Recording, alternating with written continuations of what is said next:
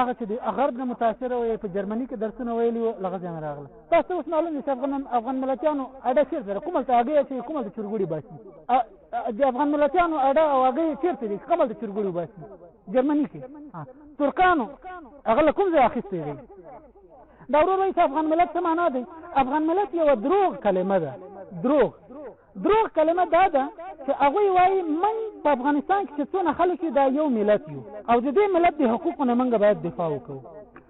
دغه شیان چې دي دا ما ته مخکې پاته ویلې دا اوس تاته د افغان ملت معنا در ښکاره کوي چې آیا د افغان ملت سمه ده که ناسمه ده.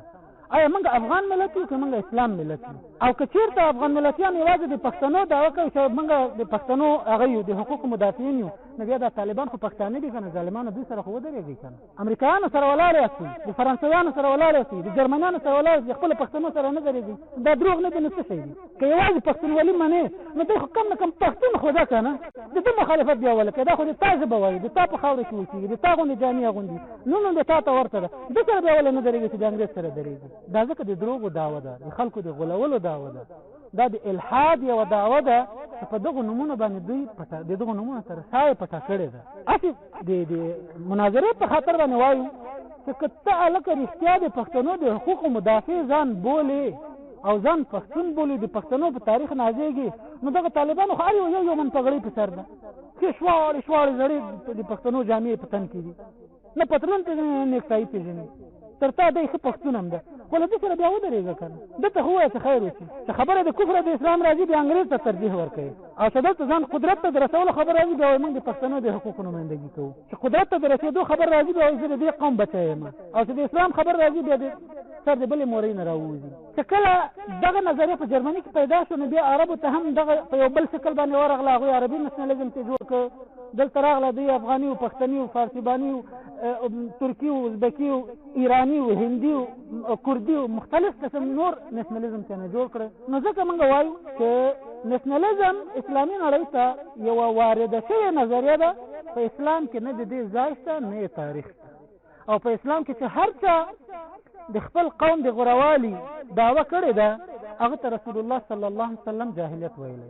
تاسو به یاد وي چې په سیرت کې یو ډېر مهمه واقعه ده چې کله اوس او خزرج دواړه سره په مینه محبت کې یو شو،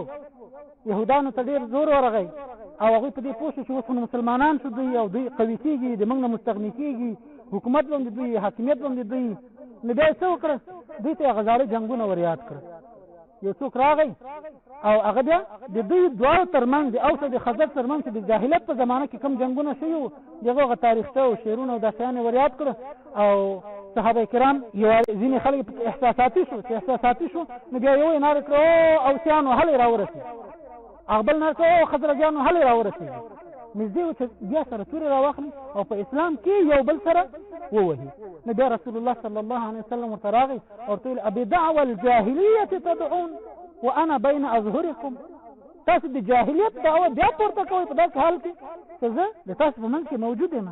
نو رسول الله صلی الله علیه وسلم یوازې هغه زمانې ته ورګرځېدل او د هغه زمانې په تاریخ باندې ویاړ او فخر کول دا جاهلیت وبلل، او د هغه زمانې د مصلحتونو او د معنویاتو نه دفاع کولی جاهلیت وبلل. یار صحابه کرام رضی الله تعالی عنهم هغوی انسانان وو، داسې موږ باندې زړه نه درلودل، وینې پکې وې، کله به په غوسه کېدل کله به په خندا کېدل. او د موږ او تاسو د اهل سنت والجماعت عقیده دا ده چې معصوم له ګناه نه بالکل پاک یوازې انبیا دي، تر انبیاء راوروسته هر چا نه ګناه کېږي. ځکه رسول الله صلی الله علیه وسلم فرمایي کل بني آدم خطاء وخیر الخطائین التوابون، هر بني آدم نه خطا کېږي او خو په دې خطاکارانو کې تر ټولو غوره دی دا دی چې هغوی توبه وباسي. د رسول الله صلی الله علیه وسلم اصحابو کې به هم کله ناکله انساني پېښې داسې کېدلې. یو ورځ حضرت ابوذر رضی الله عنه حضرت بلال رضی الله عنه سره جنجال راغی او بیا حضرت ابوذر رضی الله عنه غوسه شو ورته او ورته ویل د تورې زویه یا ابن سودا، د تورې زویه یعنې مور د تا تور رنګ وه. چې کله دا خبره رسول الله صلی الله علیه وسلم ته ورسېده رسول الله صلی الله علیه وسلم ابوذر رضی الله عنه راوغوښته او بیا ورته ویلې چې ته هغه ته د مور په توروالي باندې پیغور ورکوې انك امرؤ فيك جاهلیت. ای ابو ذر ته داسې یو سړی چې تا کې له تر اوسه پورې جاهلیت شته ده، یعنې توبیخه نه دا ورته ویلې د غوسې د وجې چې دا خبرې به نه کوې چې ته به خپل سپین رنګ تر هغه غوره بولې دغه تور رنګ تر ځانه کم بولې. نو پیغمبر علیه الصلاة والسلام دونه کمو خبرو ته هم جاهلیت ویلي. نو دا یوه وارده شوې نظریه ده، په اسلام کې دا ځای نه لري. دویم دلیل دی چې دا اسلامي نظریه نه ده او په اسلام کې ځای نه لري، هغه دا په عصبیت باندې ولاړ ده، او عصبیت چې دا یو ناروا کار دی. په اسلام کې د عصبیت ځای نشته. زه تاسو ته دلته یو حدیث شریف نقل کوم چې رسول الله صلی الله علیه وسلم د عصبیت د رد او د عصبیت د بدی بیانولو په باره کې فرمایلی دی. رسول الله صلی الله علیه وسلم تر هغې مخکې باید زه تاسو یو قرآني آیت درته ووایم. الله تعالی فرمایي قل إن كان آباؤكم وأبناؤكم وإخوانكم وأزواجكم وعشيرتكم وأموال اقترفتموها وتجارة تخشون كسادها ومساكن ترضونها أحب إليكم من الله ورسوله وجهاد في سبيله فتربصوا حتى يأتي الله بأمره والله لا يهدي القوم الفاسقين. که تاسو ته د تاسو پلرونه، د تاسو بچیان، د تاسو ورونه، د تاسو ښځې، د تاسو قوم، د تاسو مالونه او د تاسو اقتصادي ګټې، تجارت د تاسو او د تاسو ځمکه، مسکن، کور، کلی، تاسو ته دا هر څه د الله نه او د الله د رسول نه او د جهاد نه درته غوره وي، نو بیا تاسو انتظار وباسئ چې د الله عذاب درته راشي. الله فاسق قوم ته هدایت نه کوي. اوس زمانې نشنلستان که هغه د هرې ژبې دي، هغوی د الله کلام، د رسول الله کلام، د الله د لارې جهاد دې ته ترجیح ورکوي، او که هغه خپلو 5 ارکانو ته ترجیح ورکوي. بلکې څوک چې د جهاد خبره کوي هغه تروریست بولي، هغه د وطن دښمن بولي، د امنیت دښمن بولي، د خاورې دښمن بولي، د قوم دښمن بولي. په دې آیت کې د آباؤکم و ابناؤکم و اخوانکم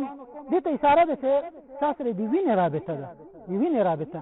وینې رابطه رد شو. ګورئ هلته دوی د وینې رابطه ده. و ازواجکم ښځې د تاسې د وینې شریکه نه وي، اکثر د بل قومي د بل کلي یو ډول د خپلوۍ رابطه شو، د مصالحو رابطه ده. عشیرتکم د قوم رابطه ده. اموال اقترفتموها وتجارة تخشون کسادها د اقتصادي او مشترکو مصالحو د دې رابطه ده. دا اسلام ټول رد کړي. رسول الله صلی الله علیه وسلم دغه حدیث شریف ده امام ابن جریر په خپل تفسیر کې نقل کړی چې يهودي راغی او اوس خضرج سره خوشاله ولیدل، نو بیا یې ویل چې زه به نن د دوی په منځ کې کینه او دښمني ور اچوم. نو بیا کیسه ما تاسو ته وکوله چې دوی کېناسته او بیا یې د بعاث د جنګ هغه شعرونه او ترانې چې د دوی په منځ کې د بل په خلاف ویلې شوي وي هغه یې راواده کړې تر دې چې خلک راګرم شول او یو د بل په خلاف یې توره راپورته کړه او نارې کړه ای خزرجیانو، ای اوسیانو، نږدې و چې دوی سره یو بل وژلي وی. نو بیا رسول الله صلی الله علیه وسلم ورته راغی او ورته ویې فرمایل ابدعوى الجاهلیة وانا بین اظهرکم، آیا د جاهلیت دعوه بیا پورته کوئ په داسې حال کې چې زه تاسو په حضور کې موجود یم بعد اذ هداکم الله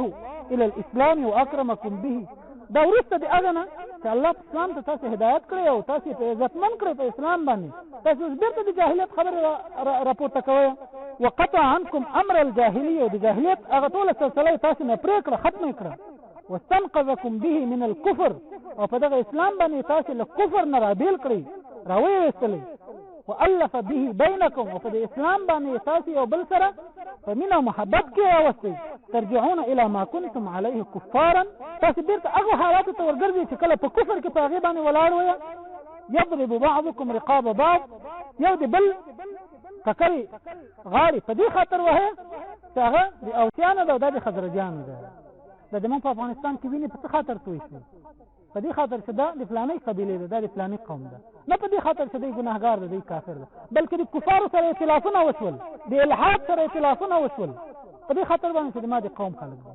د ملیشو سره پکې اختلافونه وشول په دې خاطر چې دا د ما د قوم د ما د ژبې خلک دي. هر خواته وشول، پښتنو هم وکول اختلافونه او نور قومونه هم اختلافونه وکول، هر چا خپل کافر تر خپل وزر لاندې ونیول او هر څوک د خپل مسلمان ورور مقابل کې ودرېد نو بیا الله تعالی دا هغه نازل کړه آیت نازل کړه یا ایها الذين امنوا ان تطيعوا فريقا من الذين اوتوا الكتاب يردوكم بعد ایمانكم کافرین که تاسو د کفارو خبرې ومنئ اے مؤمنانو که تاسو د کفارو د یوې ډلې خبرې ومنئ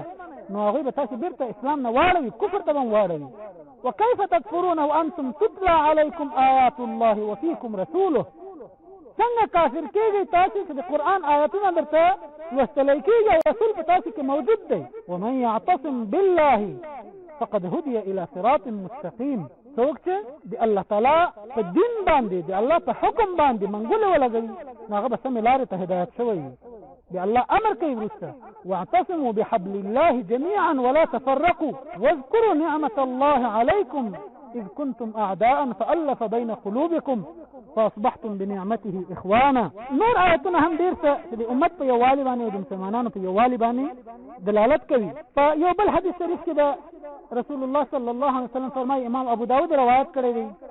وای چې رسول الله صلی الله علیه وسلم فرمایل من تعزى بعزاء الجاهليه فاعظوه بهني ابيه ولا تكنوا یا ولا تكنوا وای چې چا د جاهلیت دعوت پورته کړ د جاهلیت ناره پورته کړ خپل قوم تر خلق را بلل تاسو په دې خاطر چې دا د ما قوم دی وای سپکې سپورې ورته وایي کنځلې ورته وکوي په اسلام کې ګوري کنځلې ناروا دي خو دلته رسول الله صلی الله علیه وسلم ورته وایي وای ورته وایي چې د پلار په سیده خوله ولګوه د پلار سیده په خوله کې ونیسه تردیب نسبکه خبره چیرې چې رسول الله ورته کوي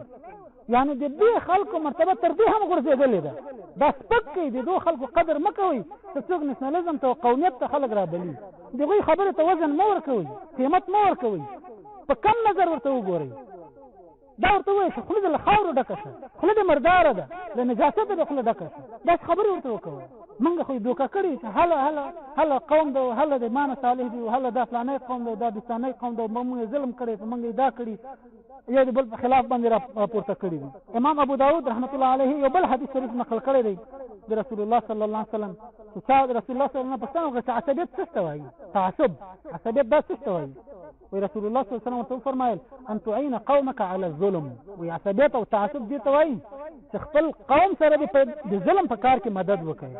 د تا قوم په ظلم باندې اخته ده ته نورم لا ورتړي ملیشه ورکوي ورسره درېږي غږ یې پورته کوي غږ ته لبیک وایي دې ته وایي تعصب وایي چې هغه په ظلم کې اخته ده او ته ورسره درېږي ډېر حدیث نور دي چې د عصبیت د تقبیح په باره کې راغلي دي او عصبیت ته په اسلام کې جاهلیت ویلی شوی دریم دلیل دا ده چې په اسلام کې د نشنلزم ځای نشته ده هغه ده چې اسلام ټول مسلمانان سره ورونه کړي دي انما المؤمنون اخوة اسلامي اخوت راوستلی خو په نشنلزم کې د اسلامي اخوت نه انکار ده هغه عرب خپل ورور نه ګڼي ترکای خپل ورور نه ګڼي کردای خپل ورور نه ګڼي پنجابی خپل ورور نه ګڼي هندی خپل ورور نه ګڼي مسلمان چشمیای خپل ورور نه ګڼي او اسلام دا ټول سره یو کړي دي چې هر څوک لا اله الا الله محمد رسول الله وای هغه سره ورونه دي دوی وای نه چې په چا کې دغه پنځه دي نو دا د موږ ورونه دي او دین اخوا ته موږ د چا سره وروري نه لرو او نه د چا په باره کې مسؤلیت لرو څلورم دلیل دا چې په اسلام کې د نشنلزم ځای نشته د هغه ده چې نشنلستان د اسلام له حاکمیت نه انکار کوي هغوی اسلامي شریعت نه نافذوي بلکې اسلامي شریعت د ځنګله قانون وایي اسلامي شریعت ته هغوی وحشي قانون وایي هغوی وایي چې که موږ اسلامي قانون نافذ کړو نو دا نور خلک خو راسره نه مني خو نور خو د موږ د قوم ورونه دي که نه خیر ده که یهودیان دي خیر ده که مسیحیان دي خیر ده که کمونستان دي خیر ده که مثلا د بل مذهب یا د بل فکر لرونکي دي دا چې موږ اسلامي قانون نافذ کړو نو د هغوی چېرې مني هغوی خو بیا رانه ځي نو د دې په خاطر چې هغوی راسره پاتې شي باید اسلام نافذ نه کړو او چې هر څوک د اسلام د حاکمیت نه انکار وکړي او د اسلام حاکمیت ونه مني هغه په حقیقت کې کافر دی ځکه الله فرمایي ومن لم يحكم بما انزل الله فاولئك هم الكافرون چې څوک د اسلام په حاکمیت باندې قانون اسلام حاکم نه کړي او هغه قانون ته فیصله ورنه چې الله نازل کړي هغه کافر دی الله فرمایي فلا وربك لا يؤمنون حتى يحكموك فيما شجر بينهم ثم لا يجدوا في أنفسهم حرجا مما قضيت ويسلموا تسليما الله تعالی قسم یادی قسم دی چې ایمان برانوړي هغه کسان چې هغوی حاکم نکي تا فلا وربك لا يؤمنون حتى يحكموك فيما شجر بينهم. ای رسول ترڅو تا حاکم نکی او په تا باندې نازل شوی وحی دا حاکم نکی او د دې حکومت په خلکو نافذ نکی، دا مؤمنان نه دي. ثم لا يجدوا في انفسهم حرجا، او بیا کې حاکم هم کی یا په دې باندې حاکم شي په زړه کې څه نارضایتي ونه ښي، که نارضایتي وښه بیا هم مسلمان نه دي. ويسلموا تسلیما، هر څه به الله ته ورسپاري، بلکل به تسلیم شي. الله د تاسو څنګه رضا دی، تاسو څنګه قانون دی، همغسې د موږ خوښه ده. اوس تاسو سره افغان ملتیان اسلامي قانون مني، ستمیان در سره اسلامي قانون مني، سولیان در سره اسلامي قانون مني، نور څونه په نورو ملتونو او په نورو خلکو کې قوم پرستان دي، هغوی اسلامي قانون مني؟ هغوی نه مني. نه، نو د اسلامي قانون نه نافذول، نه منل، بلکې د هغې سپکاوی کول دا په خپله کفر ده. او که یې مني حاکموي، نو بیا به هغه نور ځان سره ورونه کړي دي په دغو ارکانو باندې، په وطن او په وینه او په تاریخ او په ژبه او په مشترکو مصالحو، هغه یې د ځان سره ورونه کړي، نو هغه به بیا کومه شي هغه به پاتې کېږي که ځي به ورنه، هغه به ځي ورنه. نو دوی ته خو ورونه محترم دي، دوی ته قوم محترم ده، او کوم شی چې د دوی د قوم د پراګندګۍ سبب کېږي هغه دوی ته محترم نه دی. او پنځم دلیل دا دی چې نسلستان چې هر چیرې دي دوی د اسلامي تمدن نه انکار کوي. اسلام چې څونه حیثیت امت ته ورکړی، څونه پرمختګ یې کړی، دې نه دوی منکر دي، بلکې غواړي چې دې باندې خاوره واړوي، او ما قبل اسلام چې څونه تمدنونه دي بس هغه راوسپړوي. د اسلام نه مخکې چې د پښتنو، د تاجکو، ازبکو، عربو، ترکو، د نورو حیثیتونو بس په ورځ لګیا وي، ځمکې سورې کوي، چېرې بوتان راباسي، چېرې کټوې راباسي، چېرې د زاړه معبدونه راوباسي، چېرې دا شیان راوباسي، بیا هغه ته انسټیټوټونه جوړوي، پوهنتونونه جوړوي، څانګې جوړوي، مجلې چاپوي او ارشیفونه جوړوي. هغه ما قبل اسلام چې څونه شیان دي هغه دوی ته دونه مقدس دي، دونه مقدس دي، تر قرآن، تر حدیث، تر مسجد، تر مکې، تر جهاد، تر هر څه ورته هغه محترم دي. ځکه خو تاسو وینئ د تاریخي آثار په دې ځایونو کې بیخي ډېر قدرمن شی دي. او شپږم دلیل دا دی چې دغه څومره چې هغه دي د نېشنلستي ډلې ټپلې دي دا په استعماري دولتونو پورې اړه لري. تاسو به وګورئ اکثره دوی د خپل قوم په خلاف ولاړ دي. که افغان ملتیان ځان ته رښتیا افغان ملتیان وایي، نو دا نن چې څوک د امریکایانو په خلاف باندې ولاړ دي، خو دوی هم پښتو وایي که نه، خو دا پښتنو سره ودرېږي، هغه انګرېزانو سره نه ولې ولاړ وي، هغه جرمنانو او فرانسویانو سره ولې ولاړ وي. په ژبه کې خو در سره شریک دي، په وینه کې خو شریک دي، په وطن کې خو شریک دي، په تاریخ کې خو شریک دي، په مشترکو مصالحو کې که در سره نه دي شریک، په دې نورو کې خو شریک دي در سره که نه. بدبختان که د اسلام په خاطر نه درېږئ، د خپلو څلورو ارکانو په خاطر خو ورسره ودرېږئ که نه، خو دا نه مني هغوی، ځکه نه مني دا د استعماري دولتونو له خوا نه راوستل شوي دي. که د دې خاورې نسلیان دي، که د بلې خاورې نسلیان دي، که هر څه نسلیان دي، تاسو به ګورئ یا به په روسانو پورې تړلي وي، یا به په جرمنیانو پورې تړلي وي، یا به په هندوانو پورې تړلي وي، یا به په امریکایانو پورې تړلي وي، یا به په یو بل قوم ولس پورې تړلي وي، او اکثره به د خپل خلک بندیانوي، ټکوي به، وژني به، خپل تاریخ به بدناموي، خپله خاوره به بدناموي، د بل چا غلامي به په ارزانه په مفته باندې کوي، او په دې باندې به دی ویاړي، فخر به کوي چې زه د فلاني قوم نېشنلست یم، او د الله د عبادت په ځای د خپل د ګوند عبادت شروع کړي. ځکه خو دوی ځان ته قوم پرست وایي، الله پرست نه وایي، دین پرست نه وایي، قوم پرست. یعنې موږ د خپل قوم پرستش کوو، تر دې اندازې موږ ته قوم محترم ده چې موږ د قوم پرستش کوو، عبادت یې کوو، لمانځو. نو دا هغه څو مختصرې خبرې وې چې ما تاسو خدمت کې وړاندې کړې چې اسلام کې نېشنلزم ځای نه لري. هر څوک چې د نېشنلزم دعوه کوي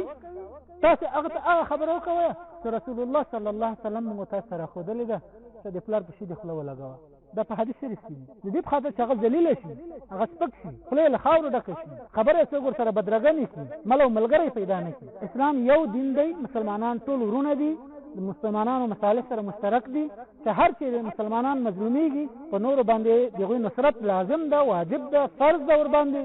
او موږ باید د دوی په دغو دروغجنو دعوو، په دروغجنو وعدو باندې ونه غولېږو. سبحانك اللهم وبحمدك، اشهد ان لا اله الا انت، استغفرك واتوب اليك.